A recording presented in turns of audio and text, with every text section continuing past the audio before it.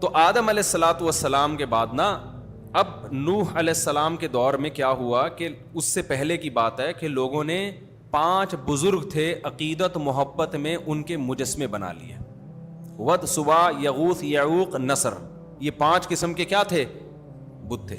یہاں سے بت پرستی کا آغاز ہوا. اصل میں قدیم مذہب توحید ہے، بت پرستی بعد میں آئی ہے، اور ان کو پوجنا شروع کر دیا. اب ان سے جب کہا جاتا کہ یہ تو تمہاری بگڑی نہیں بنا سکتے، یہ تو خدا نہیں ہے، ان کو تو تم نے اپنے ہاتھوں سے بنایا ہے، تو قوم یہ کہتی تھی کہ یہ اللہ کے نیک بندے ہیں، ہم ان کے سامنے سجدہ کریں گے تو خوش کون ہوگا؟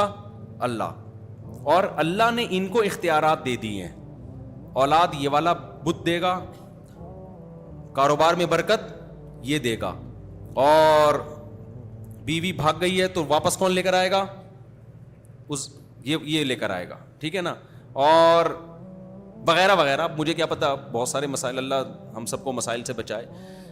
اب جب ان سے کہا جاتا کہ سارے کام تو اللہ کرتا ہے، تو وہ جواب میں پتہ ہے کیا کہتے؟ وہ کہتے ہمیں پتہ ہے اللہ کرتا ہے، اصل میں تو اختیارات اللہ کے پاس ہیں، لیکن اللہ نے ان کو بھی دے دی ہیں. آج بھی مشرک یہی بات کرتا ہے کہ ہمارے نبی کو اللہ نے اختیارات دے دی ہیں، اصل کس کے پاس ہیں؟ اللہ کے. جبکہ اسلام کہتے ہیں کسی کو نہیں دی اللہ نے اختیارات، نہ نبی کو، نہ بت کو، کسی کو بھی نہیں، نہ فرشتوں کو. سارے اختیارات کس کے پاس ہیں؟ اللہ نے دیے ہی نہیں ہے کسی کو، جو اسباب سے ہٹ کے اختیارات ہوتے ہیں. اب کیا ہو رہا ہے کہ جی بجائے اللہ کے سامنے سر جھکانے کے بتوں کے سامنے سر جھک رہا ہے، ان سے منتیں مانی جا رہی ہیں کہ تو میری بگڑی بنا دے، تو یہ کر دے، تو وہ کر دے. پھر تھوڑی ہیں بھائی، اللہ کے نیک بندے تھے تو آپ جب اپنے بندوں سے، بادشاہ جب لوگوں سے خوش ہوتا ہے تو علاقے دے دیتے ہیں نا ان کو. چل بھائی پانی کا وزیر میں نے تجھے بنا لیا، اب پانی مانگنا ہے تو بادشاہ کے پاس جانے کی ضرورت نہیں ہے. اب آپ کس کے پاس جاؤ گے؟ کراچی میں کسی کے پاس بھی نہیں جاؤ گے کیونکہ کہیں بھی نہیں ملے گا. لیکن جہاں دنیا میں نظام ہے وہاں کس کے پاس جاؤ گے؟ پانی کے وزیر کے پاس جاؤ گے، بجلی میں بجلی کے وزیر کے پاس جاؤ گے. تو اللہ نے جو ہے نا ان سے خوش ہو کے ان کو اختیارات بانٹ دی. اللہ کو اس سے غضب آتا ہے. اللہ نے اپنے پاس سارے اختیارات اس لیے رکھے ہیں کہ جب کسی کی کوئی حاجت ہو تو کس کو پکارا جائے؟ اللہ کو. لوگ اب اللہ کو چھوڑ کے کدھر، چاہے کوئی بھی لاجک اس کی پیش کریں، جا کدھر کو رہے ہیں؟ ان بتوں کے پاس. اور پھر اور بھی برائیاں آ گئیں تو اللہ نے نوح علیہ السلام کو بھیجا. تو اس کا قرآن میں تذکرہ ہے، وَلَقَدْ أَرْسَلْنَا نُوحًا إِلَىٰ قَوْمِهِ، ہم نے بھیجا نوح علیہ السلام کو ان کی قوم کی طرف. إِنِّي لَكُمْ نَذِيرٌ مُبِينٌ، کہ میں تمہیں کھلا ڈرانے والا ہوں اللہ کے عذاب سے، تم غلط کر رہے ہو. إِنِّي لَكُمْ نَذِيرٌ مُبِينٌ أَلَّا تَعْبُدُوا إِلَّا اللَّهَ، غلامی کس کی کرو؟ صرف اللہ، جو اللہ کہہ رہا ہے وہ کرو. انی اخاف علیکم عذاب یوم علیم، دردناک عذاب کا خوف ہے مجھے تمہارے اوپر. فقال الملأ الذین کفروا من قومہ، قوم کے جو بڑے بڑے لوگ تھے نا، دولت مند اور سردار، وہ کہنے لگے. یہ آپ کو ہر نبی کے واقعے میں یہ چیز ملے گی، غریبوں نے مخالفت نہیں کی، مخالفت ہمیشہ قوم کے، کیونکہ جس کا پیٹ بھرا ہوا ہوتا ہے وہ اللہ کو زیادہ بھولتا ہے، جس کا پیٹ خالی ہوتا ہے وہ اللہ کو یاد رکھتا ہے. صحیح حدیث ہے، آپ صلی اللہ علیہ وسلم نے فرمایا، واللہ مل فقر اخشى علیکم ولکن اخشى علیکم ان تبسط علیکم الدنیا ولکن اخشى ان تبسط علیکم الدنیا فتہلککم کما اہلک الذین من قبلکم. آپ نے فرمایا مجھے میری امت پہ فقر و فاقہ کا خوف نہیں ہے کہ فقر و فاقے سے امت ہلاک ہو جائے گی، ایسا نہیں ہے.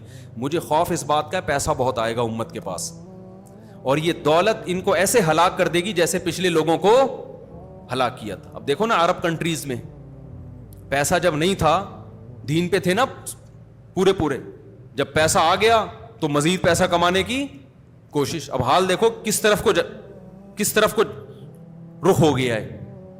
تو یہی حال سب کا ہے دنیا میں. تو پیسہ آنے کے بعد دین سنبھالنا مشکل. تو اسلام یہ نہیں کہہ رہا پیسہ مت کماؤ، پیسے والے کو فکر دوسروں سے زیادہ کرنی ہے، کیونکہ اس کو پھر نا غریب علماء تو ویسے ہی برے لگ رہے ہوتے ہیں اس کو کہ ان کے پاس تو پہننے کے چپل نہیں ہے، ہمیں بتائیں گے طلاق ہوئی ہے کہ نہیں ہوئی ہے، صحیح ہے نا، یہ ہمیں بتائیں گے وراثت کے کیا مسائل ہیں. تو یہ تانا ملتا ہے. تو اللہ تعالیٰ نے فرمایا کہ فقال الملأ الذین کفروا من قومہ، قوم کے جو بڑے بڑے سردار تھے، وڈیرے تھے، وہ کہنے لگے ما نراک الا بشرا مثلنا، آپ تو ہماری طرح کے انسان ہو. آپ کیا ہو؟ ہماری طرح کے انسان. اس میں بھی بڑی ٹیکنیکل پوائنٹ کی بات ہے.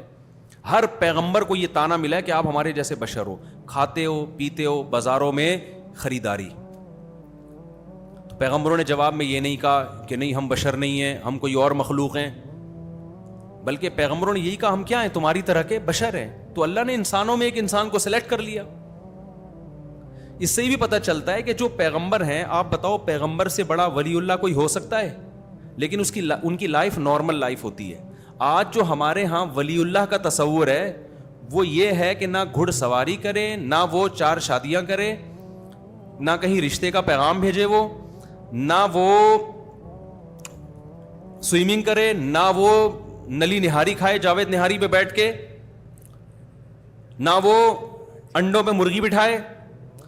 وہ ایک عجیب سی مخلوق ہو. خرامہ خرامہ حضرت جی تشریف لاتے ہیں اپنے گھر سے نماز کے لیے, نظریں پلکیں جھکا کے, ایسے منہ سے خوشبوؤں کی لہریں نکل رہی ہوتی ہیں, بغلیں بلے جیسی ہوں, وہ تو کسی نے جھانک کے نہیں دیکھی ہیں. آ کے تمیز سے نماز پڑھ کے پھر روتے ہیں دھوتے ہیں, پھر تمیز سے نصیحت کر کے خرامہ خرامہ. یہ لائف اسٹائل ہے حضرت. 2 طرح کی ڈشیں ان کے سامنے آ جائیں تو ان کو غصہ آ جاتا ہے کہ دنیا مسافر خانہ ہے, مجھے صرف ککڑی کھلاؤ, ٹھیک ہے نا. یہ بزرگ کا اسلام میں تصور بولو نہیں ہے. صحابہ تو ایسے نہیں تھے بھائی, گھوڑے سے تیز دوڑ لیتے تھے. سلمہ ابن اکوا, اگر سلمہ ابن اکوا اس زمانے میں ہوتے کوئی روحانی علاج کراتا ان سے؟ جب ان کو بھاگتا ہوا دیکھتا, کوئی بھی نہیں کراتا. کہتے ہیں یار یہ تو بزرگ ہی نہیں ہے, تو گھوڑے سے بھی تیز دوڑ رہے ہیں, میں گھوڑے سے علاج کرا لوں گا, ٹھیک ہے نا, کسی اور مخلوق سے علاج کرا لوں گا. تو یہ جو بزرگ کا تصور ہے نا, اس کو کھوپڑی سے کیا کرو. ہمارے نبی صلی اللہ علیہ وسلم نے بیویاں بھی رکھیں, آپ کی اولادیں بھی ہوئیں, ان کے کچھ نہ کچھ اونچ نیچ بھی ہوئی, جیسے ہر گھر میں بیگموں کی ہوتی ہیں. آپ ناراض ہو کے گھر سے چلے بھی گئے. تو نیچرل لائف یہی ہے. تو بزرگ کا کبھی کبھار گھروں میں جھگڑے بھی ہوتے ہیں. یہ لوگ کہتے ہیں بزرگوں کے گھر میں جھگڑے نہیں ہوتے, وہ بزرگ نہیں ہے, وہ کچھ اور مخلوق ہے, چیک کرو, صحیح ہے نا. تو سب کچھ نارمل ہی ہوتا ہے. ہاں بزرگ کسے کہتے ہیں؟ الا ان اولیاء اللہ لا خوف علیہم ولا هم يحزنون الذین آمنوا وكانوا يتقون. عقیدہ صحیح ہو, برائیوں سے بچتا ہو, بس. سمجھتے ہو عقیدہ کیا ہو؟ توحید والا, ختم نبوت والا, تقدیر پر ایمان, آخرت پر ایمان, اور برائیوں, ظاہری برائی سے بھی, اور باطنی برائی, دل میں دنیا کی محبت نہ ہو, جاہ کی محبت نہ ہو, دولت کی لالچ نہ ہو, حب باہ نہ ہو. حب باہ بھی ایک بیماری ہے, ہر وقت ہرک عورتوں کی مسلط, حلال حرام کی پرواہ نہیں کرتا, بد نظری کرتا ہے, فوش فلمیں دیکھتا ہے, زنا کی طرف جاتا ہے, یہ گندے ہیں, یہ چیزیں نہ ہو. اور ظاہری گناہوں سے بھی بچتا ہو, نماز قضا نہ کرتا ہو, سمجھتے ہو کہ نہیں سمجھتے, زکوٰۃ دیتا ہو, وغیرہ وغیرہ.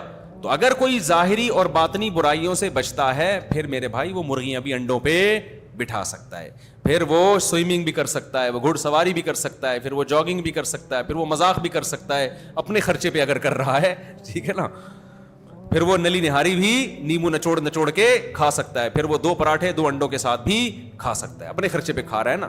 تو خیر, تو قوم نے کیا کہا, نوح علیہ السلام سے فرمایا ما نرا. اچھا, اس میں ان لوگوں پر بھی رد ہے جو نبی صلی اللہ علیہ وسلم کو بشر نہیں مانتے, نور مانتے ہیں.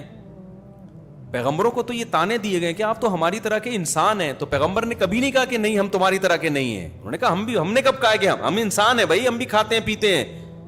لیکن کیا ہے, اللہ نے انسانوں میں سے کسی انسان کو اپنے پیغام کے لیے منتخب کر لیا ہے تو وہ انسان, ساری صفات انسانوں والی ہوں گی. ما نراک الا بشرا مثلنا وما نراک اتبعک الا الذین هم اراذلنا.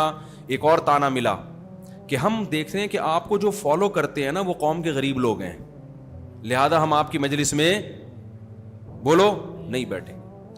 یہ بھی تکبر ہوتا ہے اکثر مالداروں میں کہ ان غریبوں میں ہمیں کیوں بٹھایا جا رہا ہے, ان غریبوں میں ہمیں کیوں بٹھایا جا رہا ہے. اسلام کی دعوت بڑی جاندار ہے, بڑی جاندار. اس میں امیر اور غریب میں فرق نہیں ہے. آج بھی ہندوؤں کی عبادت گاہوں میں ایسا ہوتا ہے کہ وہ فلانی قوم کا ہے, وہ مندر میں بغیر پیسوں کے آئے گا, وہ دوسری قوم کا ہے وہ پیسے دے کے آئے گا. مسجدوں میں الحمدللہ اب تک ایسا رواج, مسجد میں صف کے پیچھے رکشے والا بھی ہوگا, ادھر بریگیڈیئر صاحب بھی ہوں گے, ادھر جناب کو چوکیدار ہوگا, ادھر وزیر اعظم صاحب ہونے چاہیے, آگے کیا ہوگا؟ ٹھیک ہے نا, ایک ہی صف میں کھڑے ہو گئے, محمود و ایاز, نہ کوئی بندہ رہا نہ بندہ نواز.